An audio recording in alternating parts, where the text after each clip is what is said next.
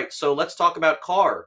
And right now, Davis, I think this is probably the highest he's ever been drafted in fantasy. He threw for almost 5,000 yards last year, only 23 touchdowns though, and he's not a starting quarterback, but there's certainly a chance with a few more touchdowns he could be. And I guess the Raiders are hoping that by adding Devontae Adams to the mix, that these 23 passing touchdowns go to, I don't know, 33, 43. I mean, a lot of ranges of outcomes, I think, for Carr.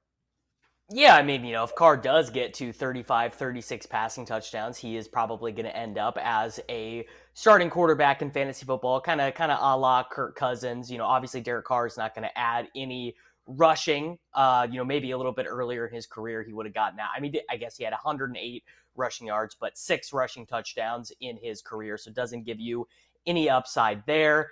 Carr, to be honest, for me, just is not a guy I ever end up targeting because I feel like he's a little bit too expensive for what he is. And, I prefer the guy we talked about earlier in the week, Trevor Lawrence, probably even prefer Daniel Jones a little bit cheaper because those guys, Daniel Jones will run a little bit. Lawrence, I actually think probably has an even better range of outcomes than Derek Carr because I think Trevor Lawrence might be better. But certainly you cannot deny that the addition of Devontae Adams to this offense should tilt them a little bit more pass heavy. I mean, Devontae Adams and Darren Waller, certainly one of the better 1-2 combinations in the NFL. And Derek Carr throws for 4,800 yards and 35 touchdowns. I will definitely be wishing I would have drafted him a little bit more often, but never a guy you're heading into your draft being like, I got to get Derek Carr.